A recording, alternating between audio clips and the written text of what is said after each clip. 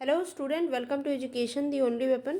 तो आज के वीडियो में हम बीपीएससी का 2022 में जो एग्ज़ाम हुआ था उसको देखने वाले हैं। प्रीवियस ईयर क्वेश्चन उसके देखने वाले हैं और उसमें हम भूगोल का क्वेश्चन देखेंगे। जितने भी क्वेश्चन ज्योग्राफी सेक्शन से आए हैं वो देखेंगे।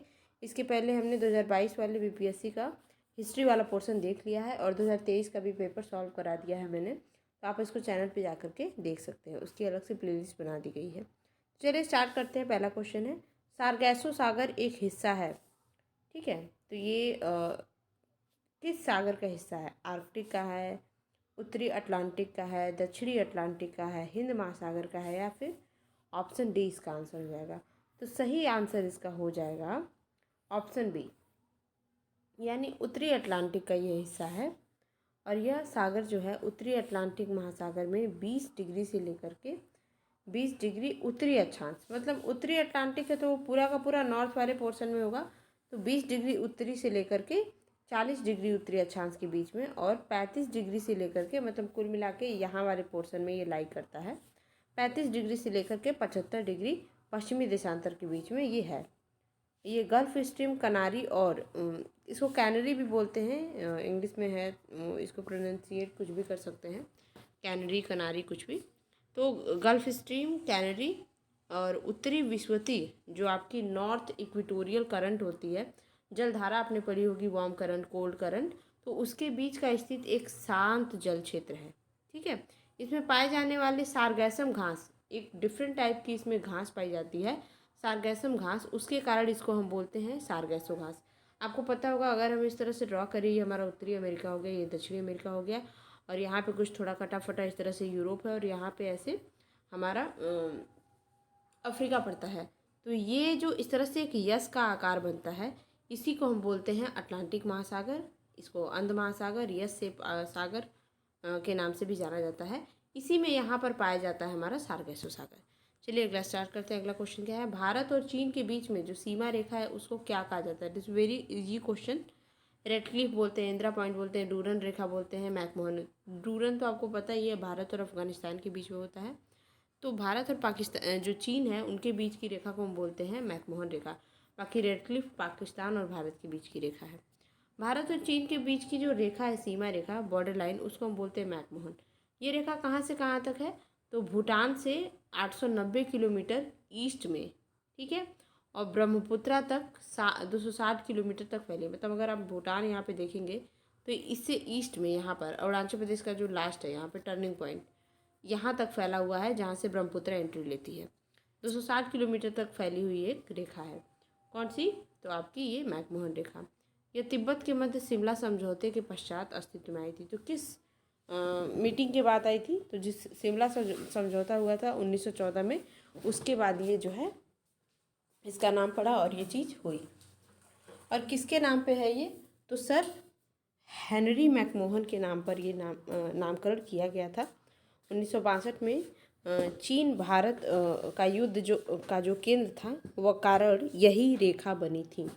आपको पता है, चीन की जो एक्सपैंड करने की नीति है, उस वजह से बहुत सारे देशों से उसका झगड़ा हो गया है। केवल इंडिया इसमें शामिल नहीं है।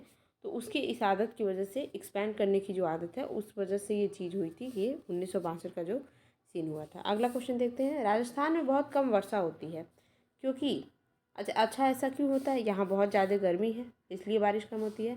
यहाँ पे जल उपलब्ध नहीं है, और इस प्रकार हवाएं सूखी रहती हैं, शुष्क रहती हैं। हवाएं किसी प्रकार की बाधाओं को पार नहीं करती, जिसके कारण ठंडा होने के कारण आवश्यक ऊंचाई नहीं प्राप्त हो पाती है।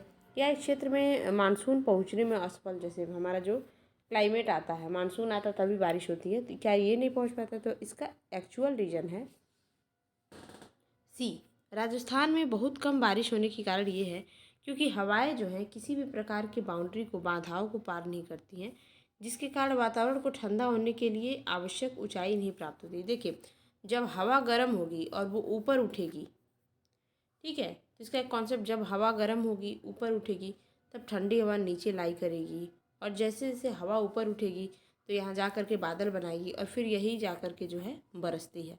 तो वो चीज़ करने के लिए हवा का ऊपर उठना बहुत ज़रूरी है, जो कि यहाँ नहीं हो पाता है। राजस्थान एक मरुस्थलीय क्षेत्र है, जहाँ पे आर्द्रता, मॉइस्चर की बहुत कमी है। मॉइस्चर कम है, तो अगर मॉइस्चर कम है, वातावरण में मॉइस्चर ही नहीं है, तो बादल किसका बनेगा। और हवा में जब मॉइस्चर रहेगा, मॉइस्चर ही नहीं रहेगा तो वो ओवरलोड नहीं होगा, ओवरलोड नहीं होगा तो बारिश शेड नहीं होगी, पानी गिरेगा नहीं तो वहाँ से बारिश नहीं होगी। राजस्थान में दक्षिण पश्चिम मानसून की कुल मात्रा का केवल 2% बारिश ही हो पाता है। अगला क्वेश्चन है करेवा, ये क्या है, किस प्रकार की खेती के लिए फेमस है। केसर, आम, अंगूर या फिर केला, या फिर ऑप्शन डी। देखिए, केसर के लिए ये फेमस है। कश्मीर में ये एक प्रकार की मिट्टी है, पाई जाती है। और केसर का एकमात्र उत्पादक, ये बहुत इंपॉर्टेंट है, केसर कहाँ पे एकमात्र जगह पाई जाती है, जम्मू कश्मीर, जो कि हमारा यूनियन टेरिटरी है। एक सुगंधित पौधा होता है, इसकी गुण आप बहुत अच्छे से जानते हैं। इसके पुष्प के वर्तिकाग्र को, ठीक है, केसर, कुमकुम, जाफरान, सैफरॉन, ये सारी बातें बोली जाती है। पुष्प का 4 भाग होता है, बहुत इंपॉर्टेंट होता है, जो कि एंड्रोशियम, गाइनोसियम, कैलिक्स, करोला, ये हमारा इस तरह से कुछ कैलिक्स होता है। यहाँ पे जो फूल वाली पंखुड़ी वाला हिस्सा होता है वो करोला होता है, और यहाँ पे जो है इसके रिप्रोडक्टिव पार्ट होते हैं, उसमें हमारा ये वर्तिकाग्र जो स्टिग्मा होता है, उस स्टिग्मा को ही हम केसर के नाम से जानते हैं। विश्व में इसकी सर्वाधिक खेती जो है ईरान में होती है। तो केसर की सबसे ज़्यादा पैदाइश आपको कहाँ देखने मिलेगी, ईरान में।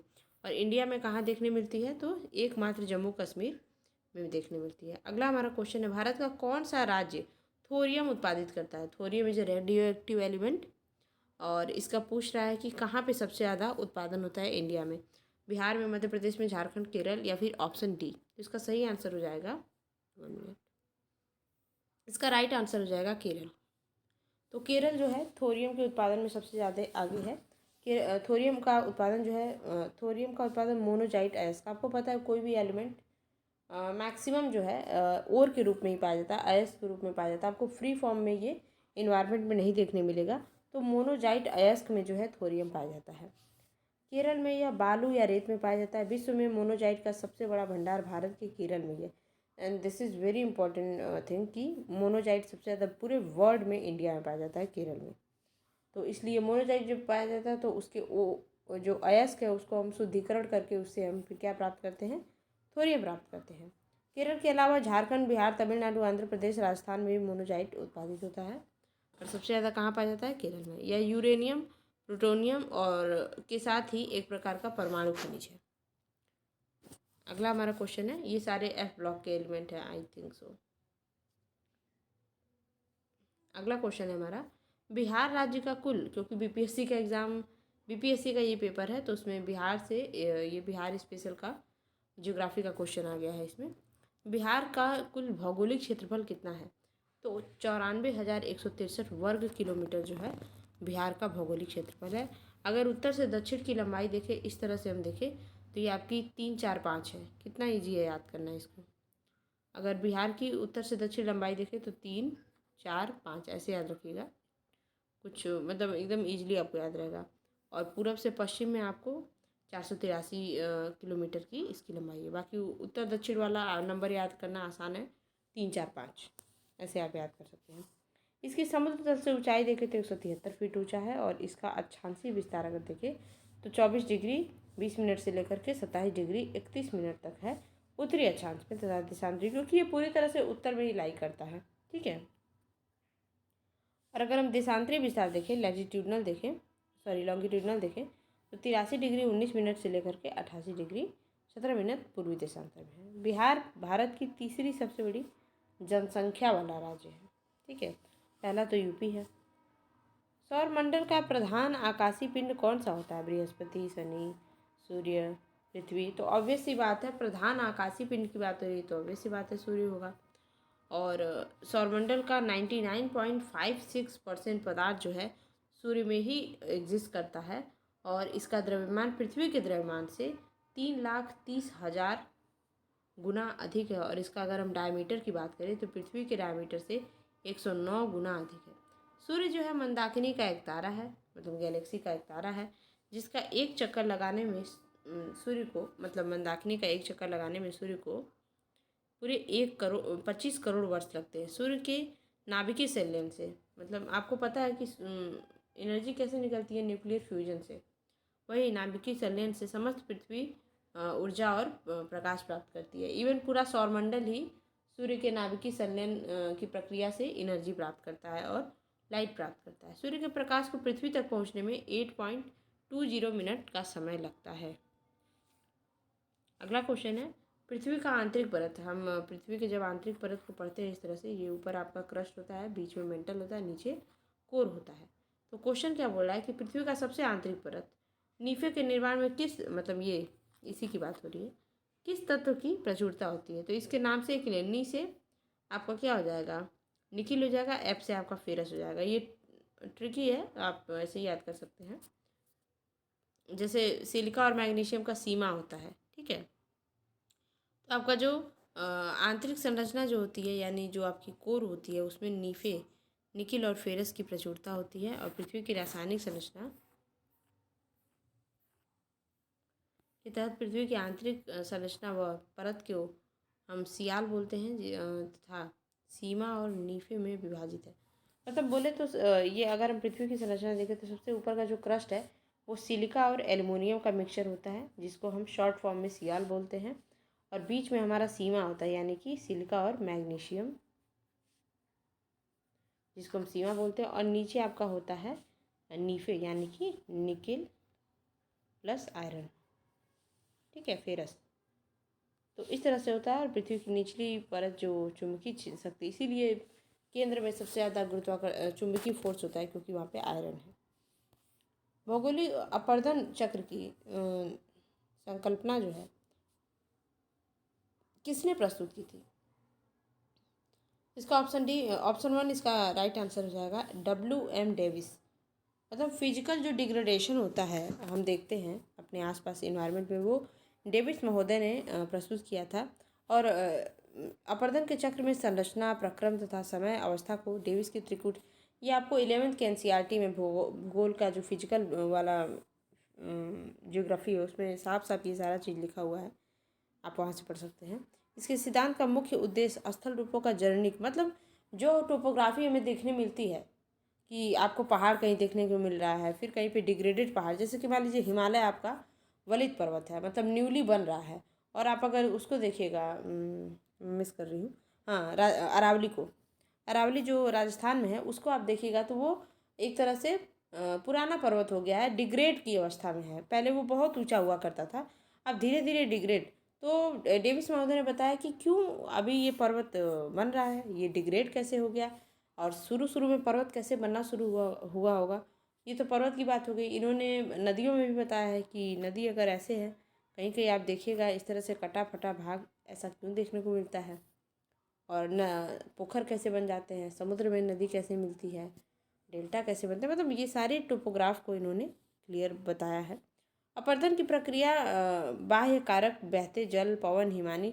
अब अपरदन क्या होता है, किसी चीज़ का छिड़ होना, हटना, टूटना, छोटे छोटे भाग में टूट के फिर एक स्थान से दूसरे स्थान तक चले जाना और फिर बह जाना। तो इस पे इन चीज़ों का बहुत बड़ा रोल होता है। मतलब पानी के बहाव से बह सकता है। देखते हैं, अगर पेड़ ना रहे और मिट्टी, पेड़ रहते हैं तो मिट्टी को बांधे रखते हैं, पेड़ का जड़ मिट्टी को बांधे रखता है। तो पेड़ के ना होने से अगर बारिश होगा तो मिट्टी ज़्यादा बह जाएगा, पर पेड़ रहेगा और बारिश होगा तो मिट्टी कम बहेगा, क्योंकि वो उसको बांधे हुए हैं।